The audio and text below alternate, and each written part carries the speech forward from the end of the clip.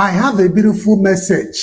Ịpasịrị ụmụnne anyị ndị Igbo, ndị na-aga ụka, ndị na-ekpere ndị Israel ekpere, ndị na-ewishi ndị mba ndị Israel good luck for their safety and for their protection. Achọrọ m ikwu before 1914 or after 1914. Achọrọ m ikwu before 1960 or after 1960. And achọrọ m ikwu before 1967 to 1970 or after. But ka m bidogodi kemgbe 2015 oge Buhari na-achị. Kemgbe 2015 low today. Ọ bụrụ that na the total of Nigerian Christians dị up to 100 in number. Egbugo up to 45 people kemgbe 2015. Ndị ụka niile follow na Southern Kaduna and the Benue State. Nwanne felu ozi up to 15% in number. Somebody na-agwa m that na ịga na Southern Kaduna and the Benue State na ụmụ nwaanyị ndị ụka enwe ike iyi akwa like a normal Christians again. Na ịnwa anwa as a Christian wee yiri akwa na-egosi n'ịbụ a Christian egbugo ozugbo ozugbo na iche ịdị ndụ na ị ga-edress like ndị Siana. Abịa n'ime ala Igbo kemgbe 2015 n'Enugu steeti, Ebonyi steeti egbugo more than 10% of anyị bụ ndị ụka bụ ndị Igbo n'ime ala Igbo today. And ndị Siana na-egbusi ndị ụka niile a. Ọpọ na ife niile a na-egbu ndị bụ onye Igbo. Ọpọ na ife niile a na-egbu Christians n'ime Nigeria. Ndị mba ndị Israel, President Netanyahu ekwubele anything or tweet anything for the mma ndị bụ onye Igbo na-aga ụka. Not even a statement. Even to the point of Maazị Nnamdi Kanu na-defend na support ndị mba ndị Israel na Radio Biafra London. Our leader agbago Israel for safety and protection.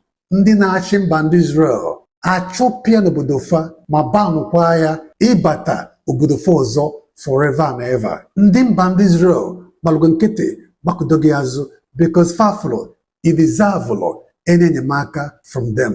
Remember, onwulukwa ndị Israel a na-egbu because Americans and the Britain were there for them. America and Britain bụ their God.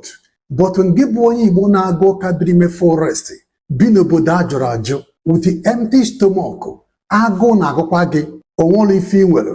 Ịnọdụ in your backyard, in your forest, na-ekpere ndị Israel ekpere, na-defend ndị Israel, na-anụ ọgụ maka ndị Israel, na-eme fast and prayer, na-enye donation na chọọchị maka ndị Israel with the empty stomach. A lot of you change your profile pictures to flag in Israel. Ụfọdụ na-edesi na ị na-support ndị Israel with your full chest. Ị na-support Israel with the empty stomach. Ọkwa generator ka ị na-use na-support ndị Israel.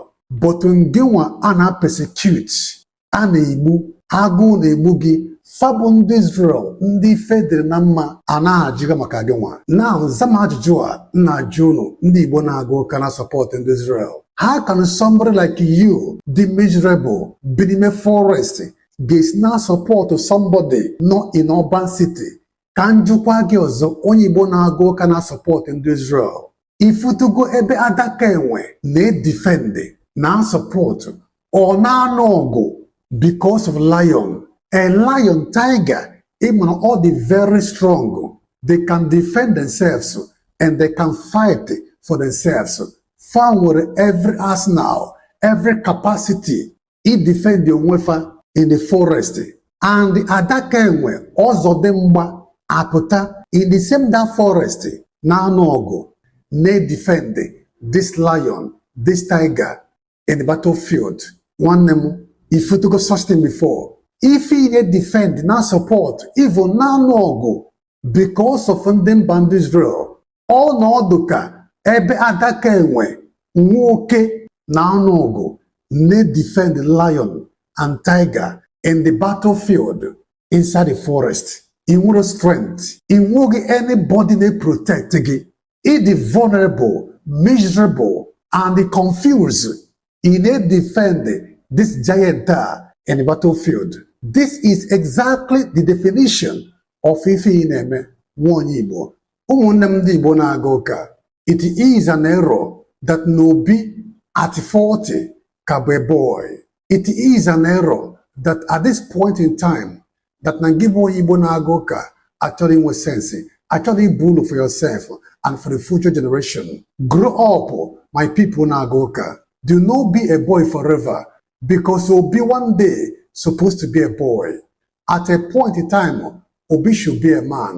Be a man. Ụmụnne m na-aga ụka. Udo dịrị unu, ụmụnne m na-aga ụka.